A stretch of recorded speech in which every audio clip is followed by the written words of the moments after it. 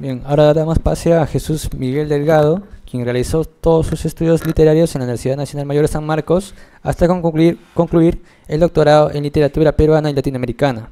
Se ha desempeñado como corrector de textos, docente universitario e investigador. Asimismo, participa en conferencias y publica en revistas indexadas. Tiene la palabra. Bien, agradezco a todos por la presencia de cada uno de ustedes, ¿no? Y el tiempo que se están tomando en escucharnos, ¿no? La ponencia se titula La escritura como mecanismo de compromiso con la sociedad y la política posmodernas. Este trabajo cuestiona la función que tiene el escritor comprometido en una época posmoderna que se caracteriza por la diversidad, la ausencia de criterio, el relativismo conceptual, la banalidad en la política, el consumismo desenfrenado y el reduccionismo de los límites entre lo público y lo privado. Para ello se expone la realidad por la que atraviesa la sociedad a través de la cultura de masas, la cual se basa en el entretenimiento y no en la identificación de problemas veraces que acontecen en un país para que se construya un Estado-nación. Ante ese problema es necesario redireccionar esta responsabilidad a quienes asumen el cargo de escritores o intelectuales, quienes contarían con la función exclusiva de revelar los verdaderos percances que atrofian a la colectividad y perjudican el concepto de cultura, como también de literatura.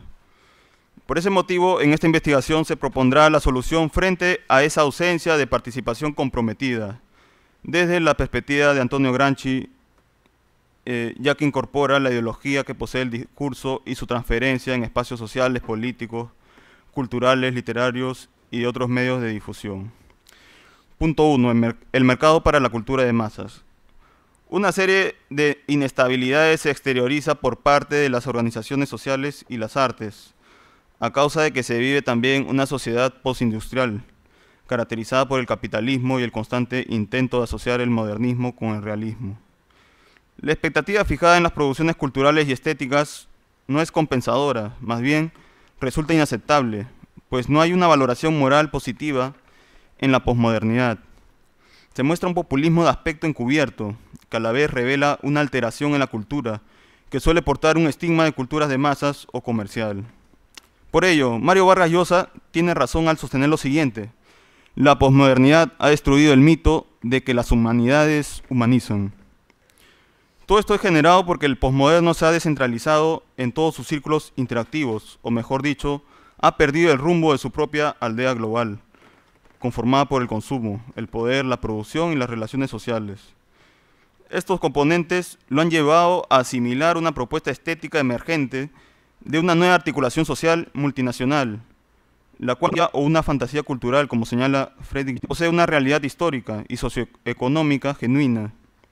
En el Perú se ve esta forma de adquirir lo posmodernista con la difusión excesiva de la tecnología y los medios de comunicación, la cual ha ocasionado un interés por la sobreabundancia de elementos de entretenimiento. Este modo de articulación dentro de la conciencia de los ciudadanos suscita que no haya una vinculación política e intelectual de arte-realidad, a causa de que no prevalece una referencia próxima en el espacio de desenvolvimiento de cada individuo. En el caso peruano existen pocos indicadores culturales que sirven para desarrollo y progreso de toda una nación. Los medios de comunicación son los encargados de difundir extraordinariamente las tecnologías, las modas y las noticias desvinculadas del enriquecimiento de las artes, la política y la realidad peruana en su totalidad. En esta época ya no se trata la forma de representación folclórica o popular, sino la matriz predominante que permite la consolidación de una gama de intereses comunes que facilitan una jerarquización globalizante, tal como ocurre con la economía occidental o americanizante. Los principales responsables de movilizar esta parte mercantil son los mass media, término que emplea Humberto Eco en su libro Apocalípticos e Integrados, 1984, para referirse a aquellos que se dirigen a un público heterogéneo y acrítico, tomando en cuenta algunos criterios y medidas de gusto, con la finalidad de hallar en ellos una oportunidad para manipularlos, globalizarlos u homogeneizarlos. Manipulación. En ese sentido, se funda una falsa concepción que terminan creyendo, una democracia popular. Los mass media, incluidos en un circuito comercial, se someten a la ley de oferta y demanda, en la que destaca el consumo que exige la sociedad para otorgarle entretenimiento.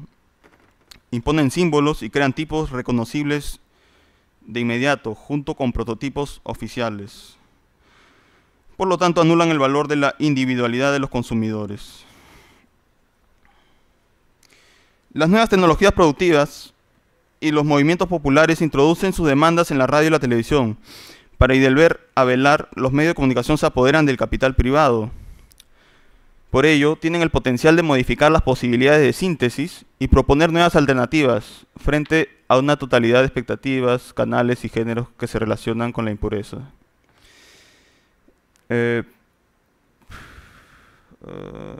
Por otro lado, a pesar de que prepondere cierta hegemonía o control sobre los canales y los programas limitados de televisión que impone el gobierno, la gente no ve lo que prefiere, sino que prefiere lo que le ofrecen, ¿no? Esta es una cita de García Canclini.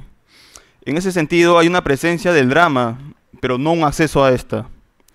Se manifiesta un favoritismo que se identifica en el público, necesario para su propio reconocimiento, que adopta como suyo, además de compartir ese imaginario social con las masas. Al respecto, Beatriz Salo señala lo siguiente: la televisión presenta a las estrellas y al público de las estrellas navegando en un mismo flujo cultural. Esta comunidad de sentidos refuerza un imaginario igualitarista y al mismo tiempo paternalista. Voy a pasar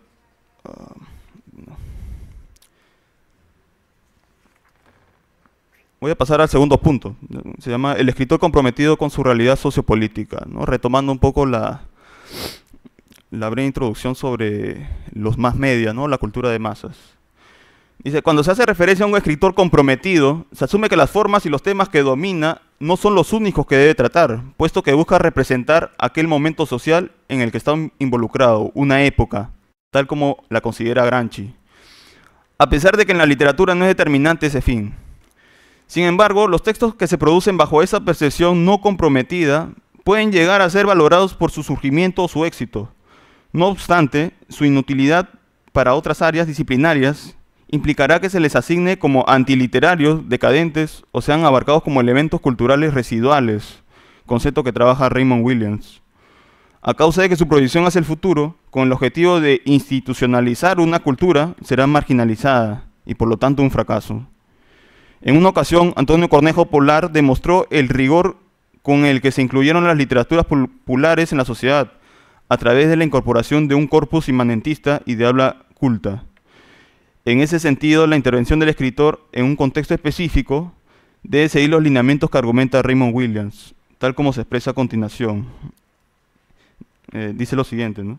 Los medios técnicos son bastante difíciles, pero la mayor dificultad reside en aceptar en lo más profundo de nuestras mentes los valores en los que se funda, que debería gobernar la gente corriente, que la cultura y la educación son algo ordinario, sino más bien esta multitud en el curso de una expansión extraordinariamente rápida y confusa de sus vidas. La tarea de un escritor consiste en ocuparse de los significados individuales y hacerlos comunes. Ahí termina la cita, ¿no? De ese modo, el tratamiento que desarrolle un escritor comprometido con respecto a su sociedad le exigirá una documentación de elementos integradores, fenómenos culturales, psicología, historia, antropología, literatura, arte, etc. Será a partir de esa preparación que logre una direccionalidad para su comunidad. Por el contrario, se verá imposibilitado de ser aceptado por todas las clases sociales, sobre todo por la hegemónica. Muchas veces el rechazo hacia la forma utópica de producir la cultura es ajena a la sociedad, debido a que su propuesta resulta incomprensible para algunos, como también lo que articula no se asocia con lo que acontece con su misma sociedad. Es decir, sus teorías son enajenantes, incompatibles, anacrónicas. Este problema de adaptación conlleva el reduccionismo del campo intelectual, el cual se consolida con el propósito de agradar a un público que requiere un portavoz ideológico.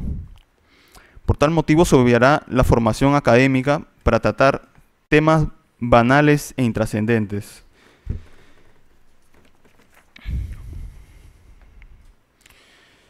Según Gramsci, los intelectuales son los principales responsables de percatarse del problema o las anomalías que ocurren a su sociedad y permitir que las funciones de la hegemonía social y el gobierno sean efectivas y aprobadas por la clase dominada y subalterna.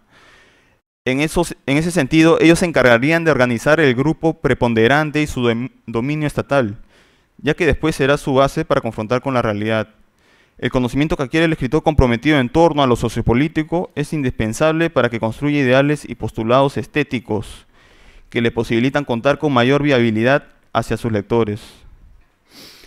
De esa manera se comprende el éxito de las novelas de Mario Vargas Llosa, en especial Conversación en la Catedral, La Guerra del Fin del Mundo y La Fiesta del Chivo, en la que se introduce una ideología que ataca las injusticias del gobierno dictatorial latinoamericano.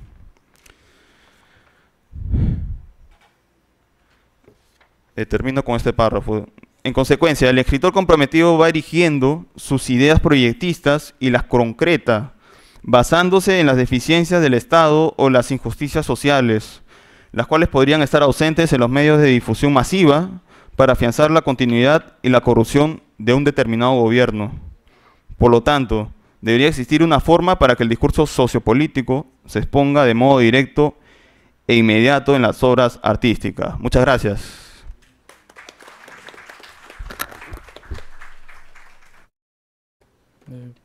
Bien, ahora sí pasamos a la ronda de preguntas.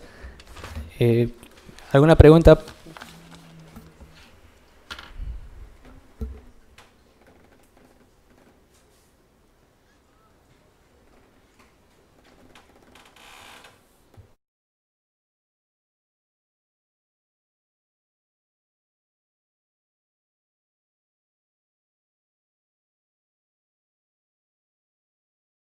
¿Funciona?